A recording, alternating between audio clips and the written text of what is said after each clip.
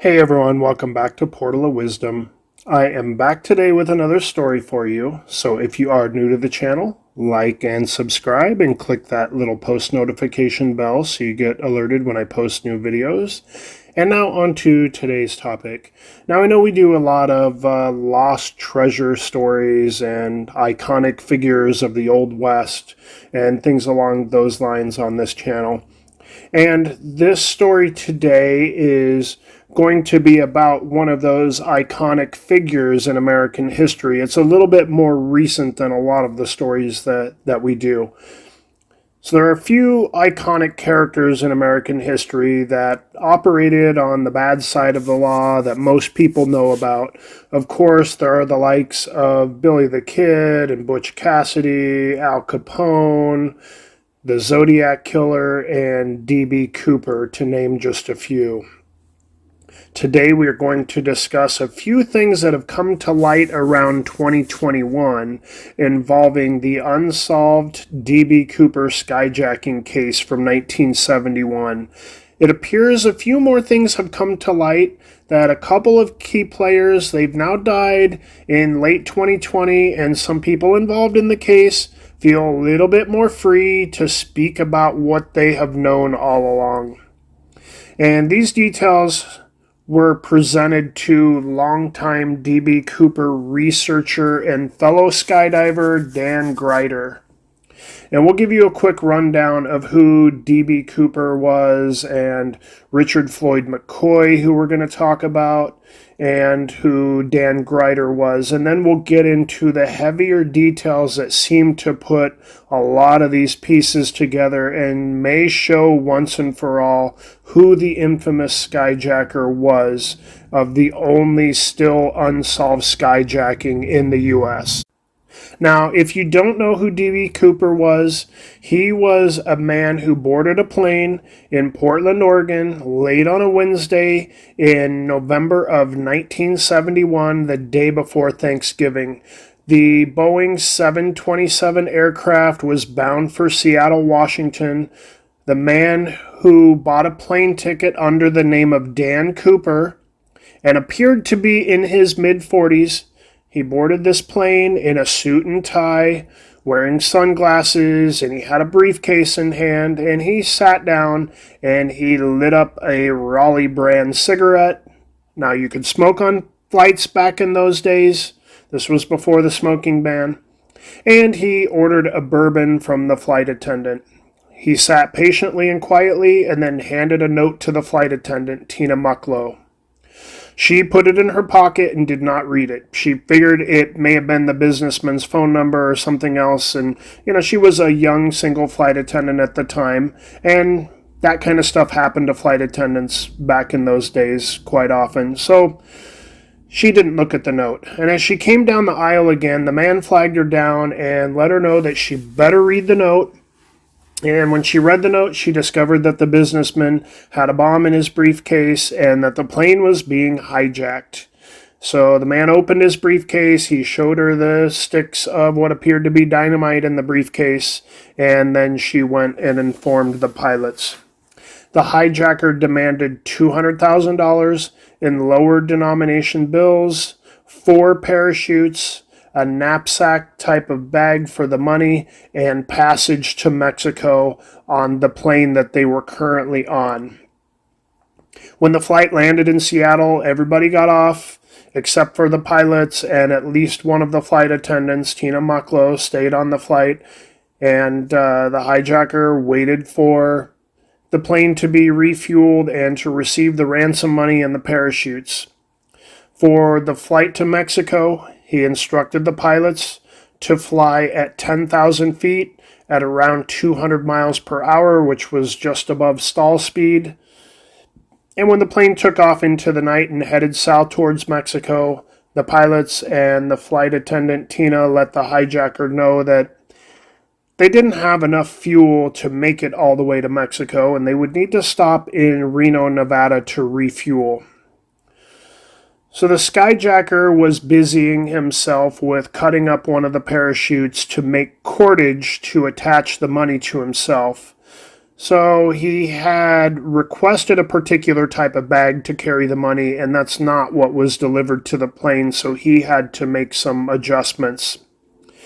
And he was having conversation with the flight attendant as this was his link to the pilots in the cockpit. Tina would go back and forth relaying any messages that the hijacker had, and if the pilots had something to say or want to let the hijacker know something, then Tina would go back and forth. And as they neared the border of Washington and Oregon, the skyjacker took off his clip-on tie and tie clip, and he left them behind on his seat.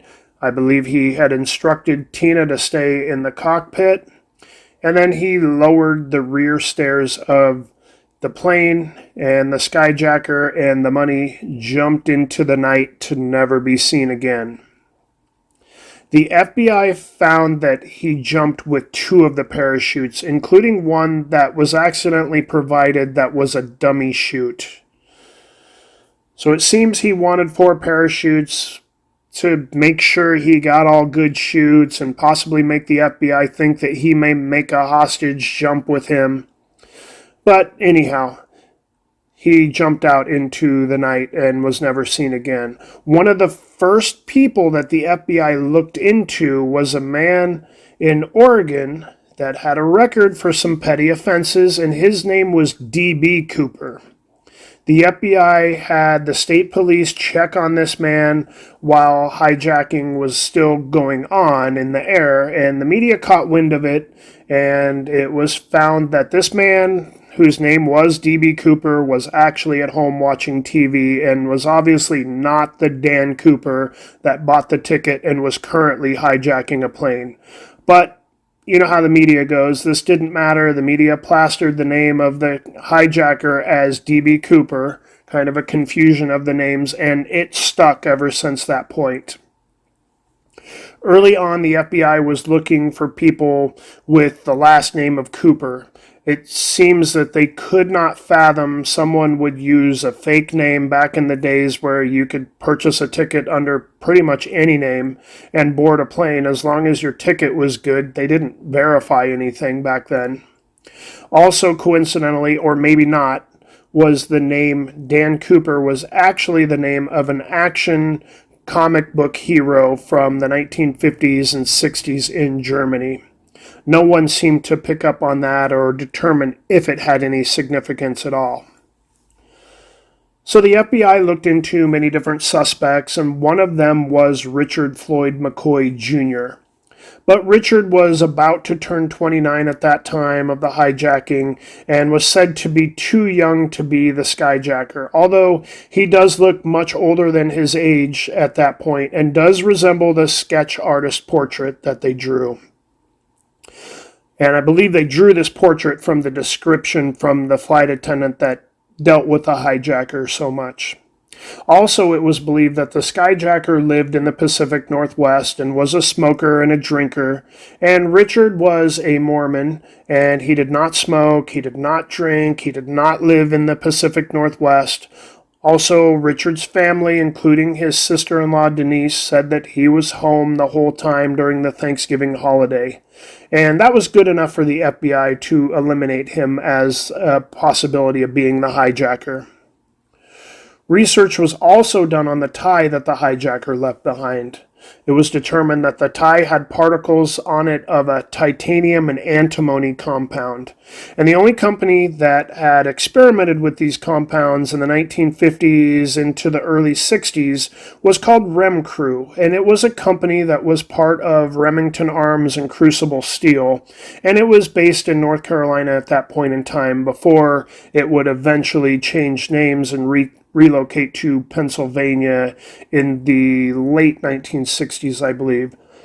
Now, only 8 scientists and engineers worked in this lab, and they were the only ones who wore ties.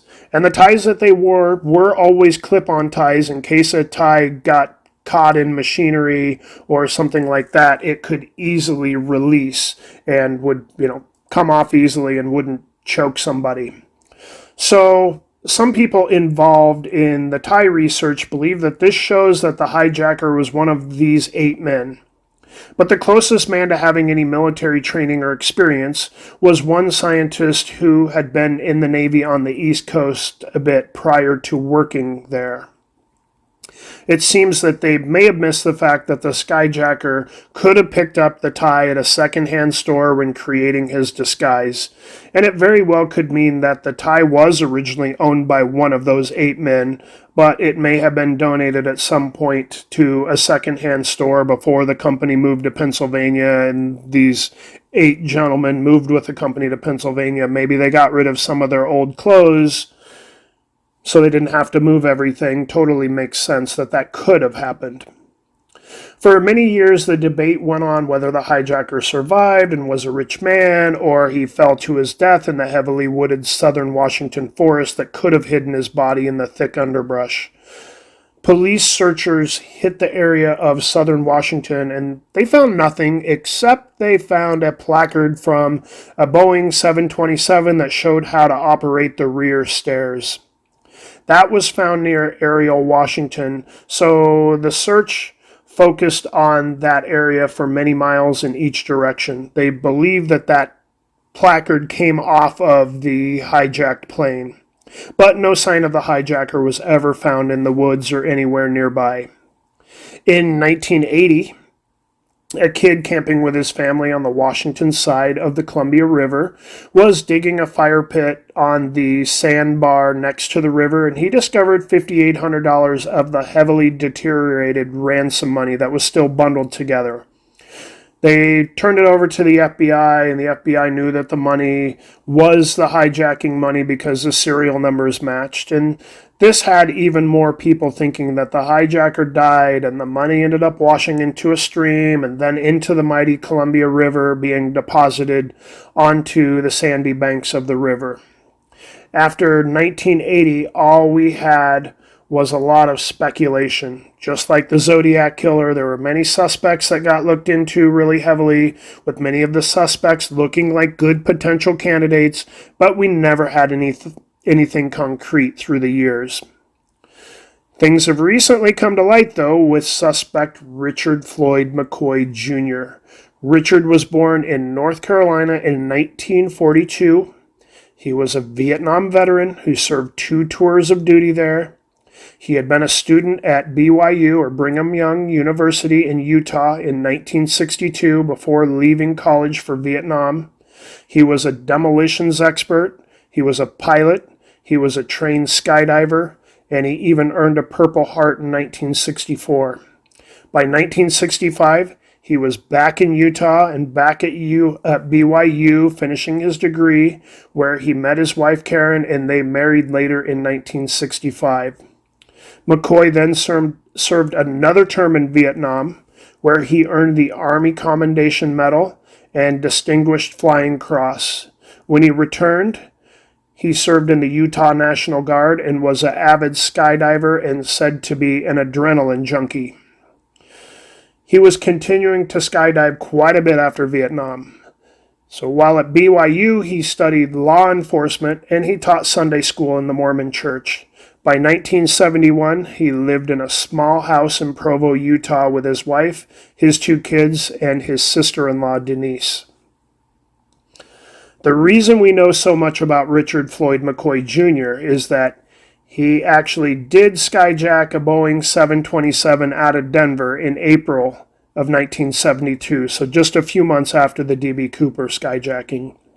That plane was bound for Los Angeles. He had a fake hand grenade and pistol, and he used them in the skyjacking. He asked for $500,000 in larger bills. He jumped out over Provo, Utah. He landed with the money. He hitchhiked home, and he hid the money in his house. He was then called by the Utah National Guard to take part in the search for the skydiver or skyjacker.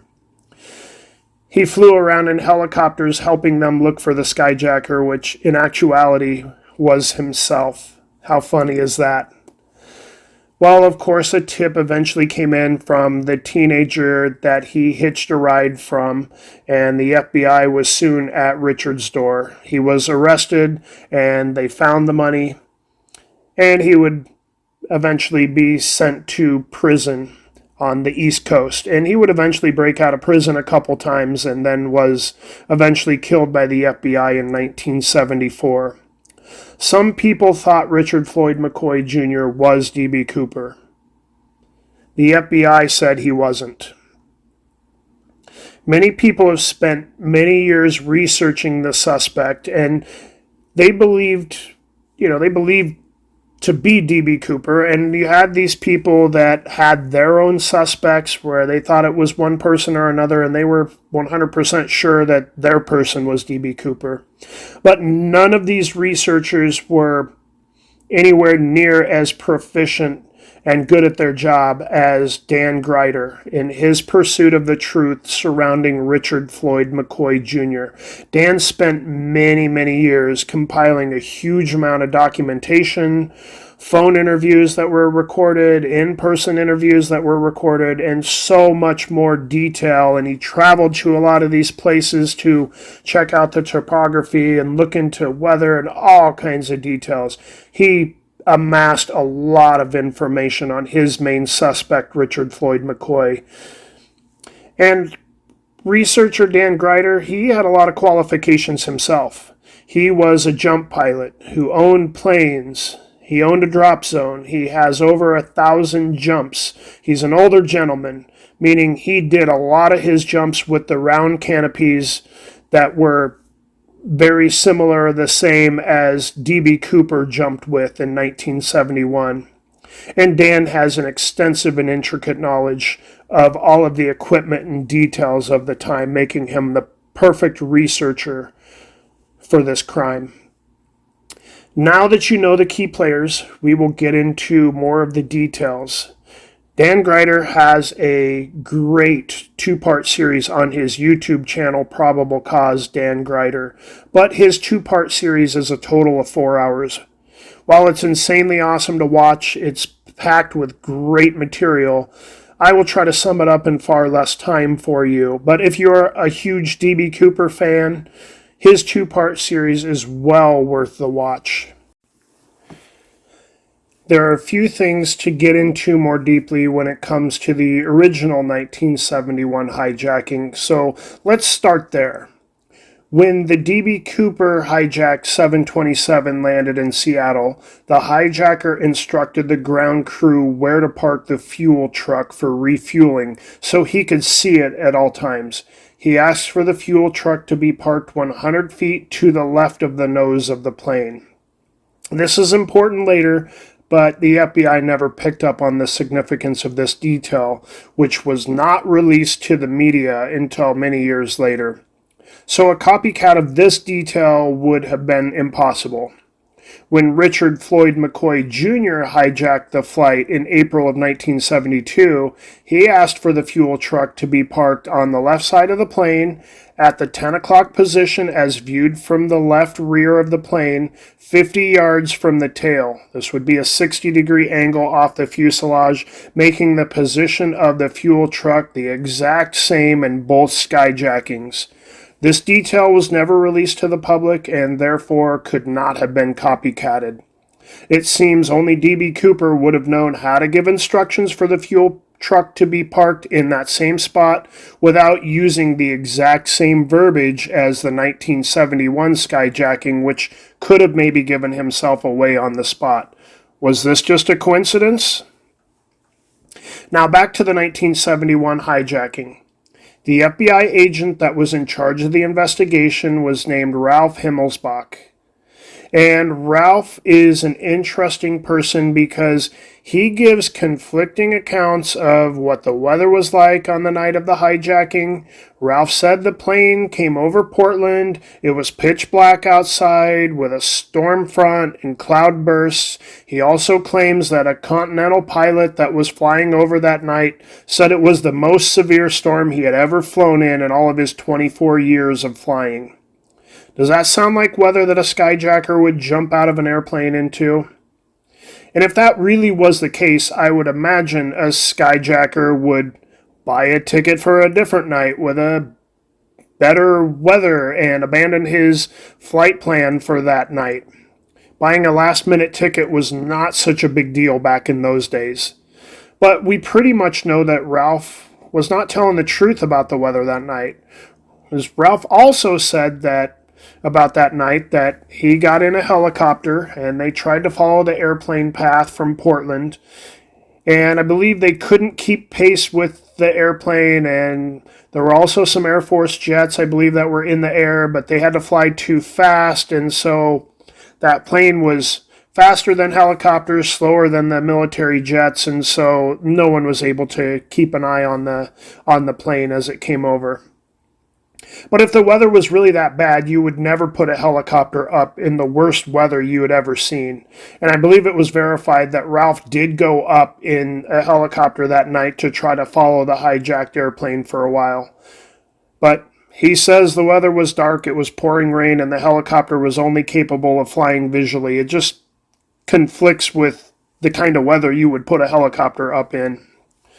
With this conflicting information, Dan Greider went to the weather reporting station nearest the flight path at that point, close to Portland, and he got records for that evening of November 24th, 1971. And those records said that the winds were out of the south at only 15 miles per hour. It was partly cloudy, there was no rain, there were no storms of any kind, and Portland would be visible through the scattered clouds. Also, Ralph said that the skyjacker was likely sucked out of the plane when he dropped the rear stairs in flight, and when the rear stairs warning happened in the cockpit over Ariel, Washington. But the Boeing 727 airplane was used in the Vietnam War to drop supplies and special ops people via those rear stairs in flight. Many special ops military personnel jumped out of the back of this plane during clandestine operations during the Vietnam War. And they have said it does not suck you out of the back of the plane when the rear stairs drop. So apparently you can stand there on the rear stairs, not be sucked out, and decide when to jump or jump at the proper time. The government never would have used this plane if you could not control the dropping of supplies and men into precise locations and secret locations over Vietnam. The Boeing 727, which entered service in the late 1960s, had a few details not known to the general public, like having rear stairs that could actually be dropped during flight. Only people that would have known this would have been people that worked at Boeing and maybe some military personnel that may have used the plane or jumped from it during the Vietnam War. As far as the jump location goes, Ralph says that the skyjacker likely couldn't deploy his parachute, and he died on impact in the forest near Ariel, Washington. He said there was no way the skyjacker could have landed uninjured. Why would you jump out over the forest in the dark and risk getting hung up on the forest canopy dozens of feet off of the ground? Wouldn't you wait for familiar city lights like Portland on the horizon or Vancouver and jump out over flat treeless land near the Columbia River or over top of the Columbia River and guide yourself to the flat land? That way you could also make your way more easily to a possible prearranged designated meeting spot where your partner on the ground may be, and they may be able to see you coming down near the meeting spot depending on the light conditions. Would you not jump, I don't know. If you would jump out over the forest, you'd have no idea of your direction, and you may have to walk for miles to find your way out. How do you know which direction to go? There's just a lot of iffy things on why someone would not jump out in just any random spot like over top of the forest. You would want a quick and easy escape, and you would have planned the best scenario to do that. FBI agent Ralph Himmelsbach also lied when talking about the demeanor of D.B. Cooper. He said Cooper was foul-mouthed and spoke like someone that had been in prison. And this contradicts what flight attendant Tina Mucklow said, and she interacted with the skyjacker quite a bit, going back and forth between him and the pilots. And she was actually quoted as saying, quote, "He was not nervous. He seemed rather nice. He never tried to harm myself. Although he was impatient a few times, he was never cruel or nasty or impolite to me, unquote. Tina also said they spoke about if he had a grudge with the airline, and he seemed to say that he had a grudge, but it was not with the airline. So it seems he did have a grudge with someone or something, but we didn't know what at that point. But the picture is being painted here that he can't necessarily trust what FBI agent Ralph Himmelsbach said, and he would lie about details that could be verified as false and go against news interviews right after the incident being told by people like Tina Mucklow. We will now talk about the flight path known as Victor 23. Now, the FBI said the hijacker could not have known which flight path the plane would have taken. They basically said there were three options that the hijacker would not know which one was going to be taken, and this is actually not true, as they could not fly west over the Pacific Ocean, which was supposedly one option, as that would be too far west and that would use too much fuel. They could not go over the Cascade Mountain Range to the east because the plane was instructed to stay unpressurized and at 10,000 feet. So the only flight path option was Victor 23, flying over the valley from Seattle down to Portland. And the hijacker knew that the pilots could not trick him and go up over the mountains, as they would need to pressurize the plane, and he would know.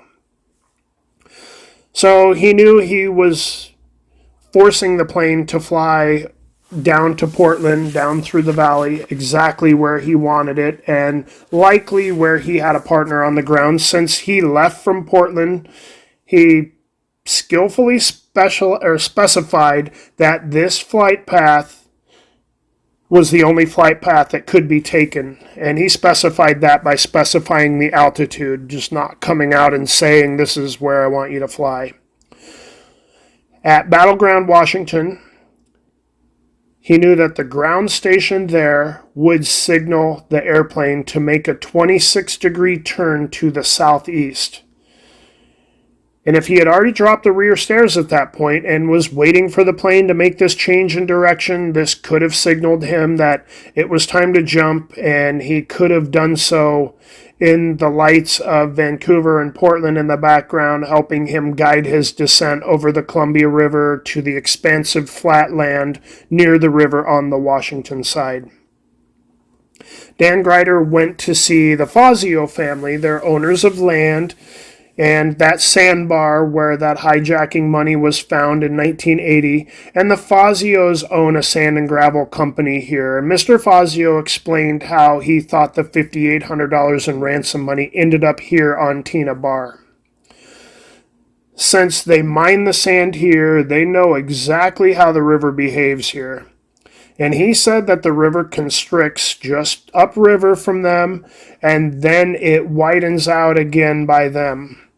And he said this constriction causes the water to speed up, and when it widens out again, things in the water slow down, and there's eddies in the water, little kind of spinning, turning currents that slow things down, and this causes things to be deposited on his sandy beach. The money may have fell into the river, and if the bag deteriorated and these bundles of money were released, some of it may have gotten deposited onto his beach. This also makes sense if D.B. Cooper jumped out over the river and then floated in his parachute to the Washington side but could not hold on to the money due to the weight. And if so, it could have fallen into the river. Mr. Fazio also said at this point of the river, the navigation channel is closer to the Oregon side, and the freighters that come through there create wakes or waves, and that also pushes stuff onto his beach. Now let's talk about some of the D.B. Cooper jump information. Cooper had to jump out of the plane with a bundle of money weighing 22 pounds. And the FBI never brought him the kind of bag that he asked for in Seattle.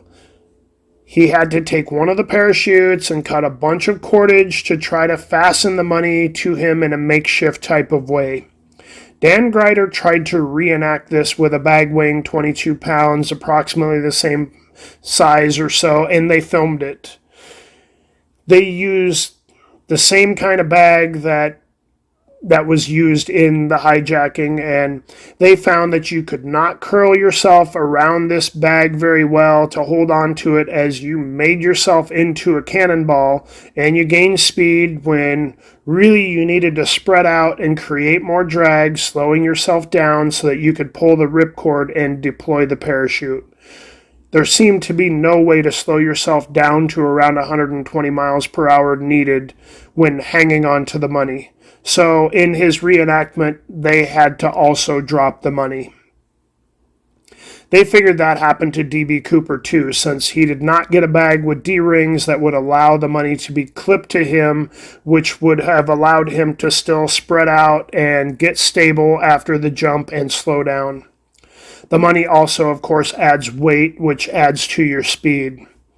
In the reenactment, they did jump out over the Columbia River, and they were able to safely land on the Washington side on the flat, treeless land. When looking into Richard Floyd McCoy Jr., we have a few things that have come to light since his mother died in 2020 in North Carolina. She had a storage unit in Cove City, North Carolina, and that held a lot of stuff, including some of Richard's old stuff that he had stored there before he had died, and it was still there in the storage unit. Found in the unit was Richard's skydiving jump log. This jump log shows that he was trained in free fall jumping by Larry Patterson, who was a friend in the Utah National Guard with Richard. Larry was his jump instructor, and he also still had his logbook from those days, and a lot of their jump dates matched up between the two books.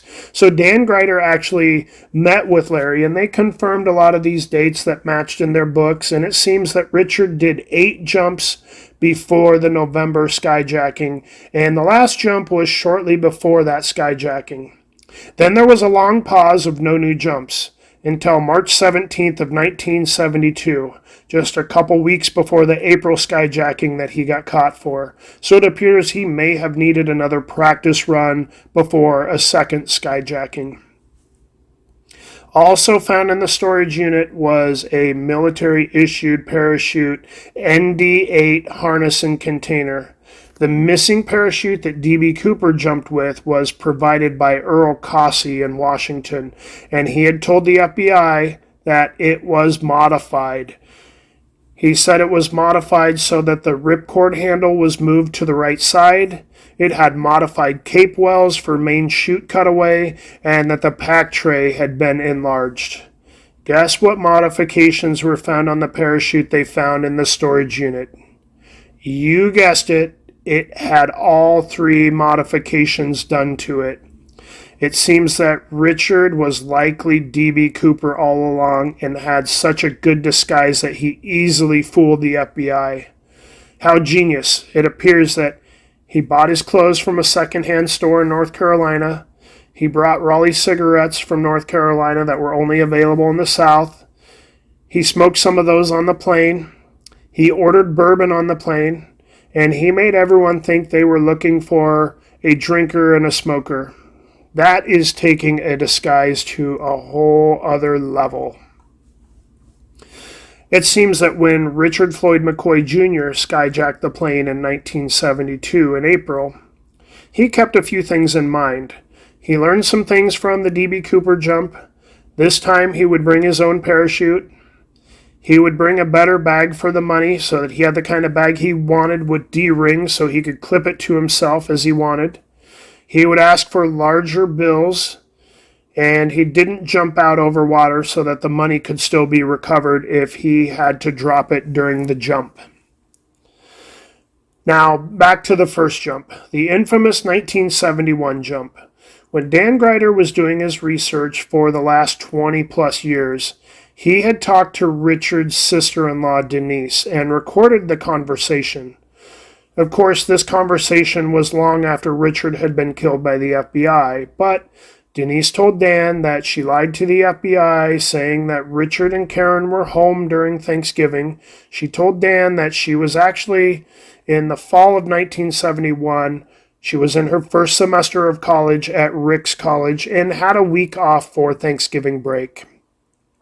She said Richard and Karen actually had her watch their kids for 3 or 4 days while they supposedly went to California. At least that's where they told her they were going.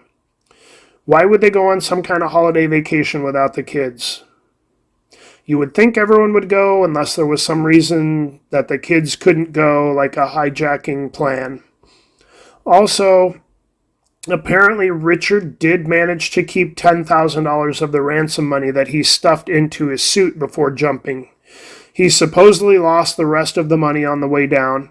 Then Karen picked him up on the ground, and from there they were seen in Las Vegas at a casino by an acquaintance a day later or so. Why would a Mormon that didn't drink, didn't smoke, didn't gamble be in Las Vegas? Well, there is not a better place to launder $10,000 and get rid of the serial numbers that the FBI would be looking for than Las Vegas. It would not have been too hard to do that by buying some high-dollar poker chips at a window or two and then walking around and then cashing them in a little bit later for clean money.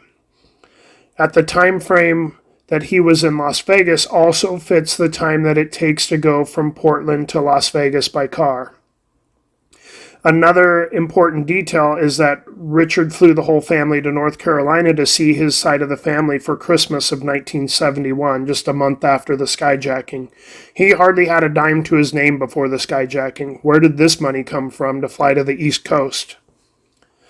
Dan Greider also talked to Richard and Karen's daughter, Shantae, and she explained a lot about her dad. She explained that when Richard came back from Vietnam, where he was wounded and earned a Purple Heart, he could not find work anywhere. She said Vietnam vets were treated horribly, and Richard was spit on and cursed for what happened over there. And they were not respected. He could not find a job. There were protests against the war, and everyone hated Vietnam vets at that point. By the end of his second tour, he was approaching 30 years old, and he could not get the law enforcement job that he had gone to college for because now he was getting too old and couldn't get the interviews, couldn't get the job because apparently they were typically hiring much younger 20-year-olds shortly out of college. He had 2 kids at this point. He had graduated from Brigham Young University. He had no money, and he was in a very bad place. So he eventually decided to hijack an airplane for money as he didn't want to do anything that would hurt anyone. The bomb was said to not be real, and if things didn't go as planned, then he figured only he would die. Luckily for him, he did manage to keep that $10,000, and he still walked away with $10,000 even though things did not go as planned. Dan Greider also talked to Richard Floyd McCoy III, Richard Jr.'s son. Dan asked him if he thought the name Dan Cooper was a coincidence or if it could have been something to do with the comic book action hero named Dan Cooper that was prevalent in Germany just before the hijacking. And Richard III made a startling admission. He said his dad was stationed in Stuttgart, Germany in 1970, and Richard III said he was actually born there. He also said Dad was a big comic book fan, so he figures he knew all about the comic book hero, and that is likely the reason for the name that he used when he purchased the plane ticket. Shantae also talked more about her dad and said that he suffered from migraines, PTSD, and he had been diagnosed with a brain tumor, and he had lost the ability to go for his dream job by the summer of 1971. She said her mom was also diagnosed with a degenerative bone disease, and they were trying to raise 2 kids on Richard's $243 per month military pay. This is what brought them to this point. She said pretty much the whole extended family was complicit in helping him hide and cover his tracks through the years. She said the fact that he was D.B. Cooper was a long-known but well-hidden family secret. Richard Floyd McCoy broke out of prison for the second time in 1974 along with a couple other escapees. They did rob a bank and they ended up hiding out in Virginia Beach, Virginia. And one of Richard's men that he had escaped with was apparently caught, and it seems he may have cut a deal and gave up their hideout location. So the FBI showed up there without a proper search warrant and waited for Richard to show up. When he came up the walk, FBI agent Nick O'Hara shot McCoy with his own 12-gauge shotgun, not an FBI-issued shotgun, his own personal gun. The other agents then tried to render aid to McCoy, and Agent Nick O'Hara would not allow them. When the ambulance arrived, O'Hara had them wait a few blocks away until he was ready for them. He let McCoy bleed out and die right there before he would let the ambulance take him. Now, Dan Greider had a pathologist look at the autopsy results, and the pathologist said nothing was life-threatening immediately or at first. If they got him to the hospital, they could have saved him, but instead he bled internally and his belly filled with blood, and he slowly died in the FBI presence. So it was an unfortunate end to a troubled man. Shantae said that her brother wanted to also set the record straight, so her and her brother both wanted to come clean now that their mom was also gone, and so was their grandma in North Carolina, and they felt bad for what happened to the American public, and they just wanted to get it off their chest once and for all. So you can make up your mind yourself. Was Richard Floyd McCoy actually D.B. Cooper? You be the judge.